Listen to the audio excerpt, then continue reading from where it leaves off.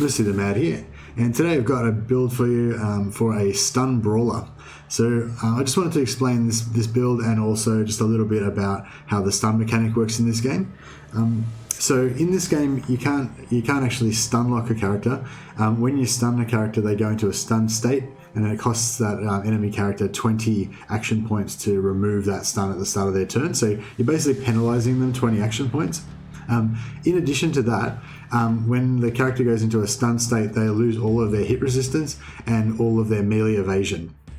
So you might have encountered characters that have very high hit resistance, and every time you attack them you get a graze, you get the blue numbers come up and you get very low damage. There's a number of different statuses and passives and effects that can give characters high hit resistance. One of them's Iron Will, that gives you 75% hit resistance for 2 turns. So once a character pops that Iron Will, it can be very hard to overcome. There's other ways you can deal with that. You can use a Saboteur to use a Null Grenade or Hallucinogen or something to strip those buffs off them. But in case you don't have a Saboteur handy, or you don't have a Saboteur in your gang, this is sort of an alternative. So this is basically a brawler build, and how it works is it's about getting that initial stun on. So there's no it doesn't use like an automatic stun skill or anything. It's about getting precision to overcome their initial hit resistance, and then once you land the stun, then they don't have any further hit resistance. Then you switch to your higher damage skills or weapons. So for the things that are pertinent to this is Cautious Strike. So that gives you a plus 30 hit precision. So if the enemy's got plus 75 hit resistance from Iron Will, for example, that's going to take away 30% of that plus 75 hit resistance they've got. And we've also got this skill, activates after an attack deals a graze or is evaded. So that gives you plus 30% melee precision. So this is in addition to the other 30% that you can get from Cautious Strike. And it also bypasses 30% melee evasion. So just in case there was a chance you're going to miss, that gets rid of that. So miss obviously does no damage at all, but a graze does very little damage, and grazes don't stun either. So you need to you need to hit them, and you need to bypass their hit resistance. So what I'd recommend, how I'd recommend using this build is that you don't, if they've got normal hit resistance, like if they've got a medium sort of hit resistance of 30 to 40, something like that, then you may not need to use the full rotation. But if they've got very high hit resistance, like 100 or 75 or something like that, then I'd probably recommend you do this kind of order.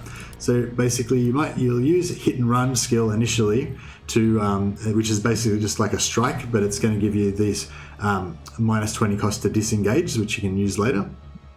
Now you do your initial hit and run just with the one hand. So you've got with this build, I've got a sword and a spudjack. You can also use a stun mace or a power, or any other. Basically, you want one weapon that attacks multiple times, which I'm using a sword for, and then you want another weapon that's got a very high stun chance. So basically I use the hit and run just with the sword. So the sword hits twice. So there you go. See, it's 24 to 27 times 2. So it's basically got 2 chances to hit, which is important because of this skill. So after your attack deals a graze or is evaded, you get plus 30% melee precision and bypass evasion until the end of the turn. So basically, we just want to trigger this with the sword. So you got 2 hits with the sword, and if they've got very high hit resistance, then one of them is going to trigger this with a graze or an evasion. So first of all, you do hit and run, do that. Now you've got plus 30% melee precision, and then you go back into the and when you've used hit and run, you then disengage, which is going to give you minus 75% to your next strike. Then you re-engage with the target again, but you don't use strike, you use Cautious Strike. So this gives you plus 30% hit precision. So this is in addition to the 30% you already got from missing or getting evaded with one of your sword attacks that you did previously. So now you've got plus 60% hit precision, and you're likely to hit, right? So now you do a Cautious Strike, but this time you use the Spudjack. So this means that you've got a 50% chance to stun with the Spudjack. assuming that the hit lands, right? And then if it does, then you've stunned them, and that's great. If it doesn't, then you keep hitting them with the Spudjack with just the one hand until you do stun them, basically. In addition to that stuff, we've also got melee trained. So it's after performing more melee attack, we've got plus 35% chance to bypass their melee stun resist.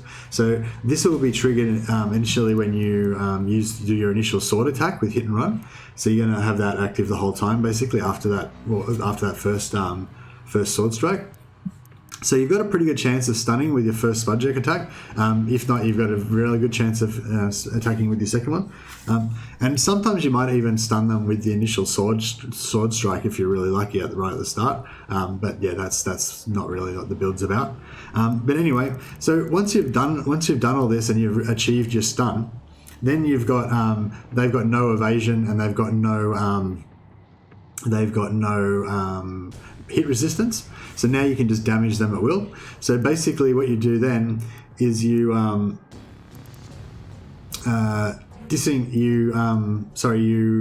change to you change your weapons. Sorry. So this character's got a massive axe in their backpack. Because of the House Goliath house perk -5 it costs to equip weapon, you can actually equip the two-handed weapon for only 5 AP cost. So that's quite good. Or you can just have a normal axe in your backpack and just equip that instead of the Spudjack. And then you can do a bit more damage with your next attack now that you've disabled the enemy's hit chance. And then you can come back and do your strike, which is only 75% reduced cost because you disengaged previously and had that charge of the persistence. Sorry. Anyway, so you get to do another big hit, but now and the important thing is here that you do a double weapon attack. So you equip your axe for free instead of your Spudjack. So now you got your axe and your sword, or your axe and your chainsword, or whatever weapon you've got. And then you get to do a double attack, which would normally cost 30, but you're getting 75% cost reduction on that attack.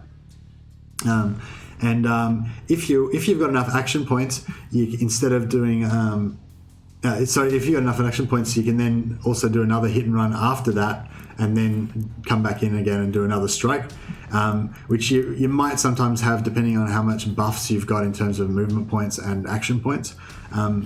Also, this build doesn't have the rear guard, but you can take rear guard as well, which will give you another 15 action points per turn, which is going to make you a lot sort of killier. This character can't take it, but anyway, you get the idea. Actually, I can show you on probably one of these other characters. Has it got one? No, Vanguard. Probably one of them. Anyway, rear guard gives you plus 15 AP, minus 50 HP. But yeah, I'll just quickly go through those. That's the core of the build, basically. You can use hit and run to disengage and to hit, and then it gives you a cheap disengage. Then persistence. Every time you disengage, you get minus 75% cost of your next strike. And you can this also triggers off of death from above. So if you're death from aboving somebody, you'll have that cheap strike as well. And anything else that's relevant to that? The rest of the stuff's not pertinent to the build, really. It's just the rest of these skills are all optional, and there's definitely pluses and minuses for all different things. So you can do, you can go for an all damage build. This is sort of a mixture of damage and offensive and defensive stuff. I like Killing Spree because after a couple of kills you get plus 100% damage, and then this character starts to warm up a bit more. And Revel in Blood's a defensive one, gives you plus 15 times 2 stacks of damage absorption after you've done 2 attacks, and it lasts for two turns. So this character attacks quite a few times in one turn most of the time. So that's quite good. And Preparation just gives you plus 20% damage absorption, and Terrorize is a crowd control skill that you can do on all enemies within 10 meters. So you run into a big melee, it does it to everybody in 10 meters, gives us minus 35% melee damage. which is quite good as just a tanking sort of skill, because this character doesn't have too much in terms of defense compared to some Goliaths, but minus 35% damage is really going to reduce the chance that the enemies can one-shot you or one-shot your teammates. So it's quite it's kind of a pretty flexible build as well, with the disengage skills and all that kind of thing. It's a bit of a toolbox for you, I guess. Anyway, so I hope that you found that build interesting. So I was thinking about stun builds, and I think this is quite a good way of going about applying those stuns reliably, so that either this character can kill them themselves, particularly after killing sprees fired off, or they're going to have a pretty high chance of getting a stun. Because if none of this works, they can just keep cautious striking until they get that stun. So they're definitely going to get the stun at some point. But ideally they'll get it in the first couple of hits, and then they can actually do the damage themselves with 2 weapon attacks. Anyway, hope you like that build. Thanks, guys.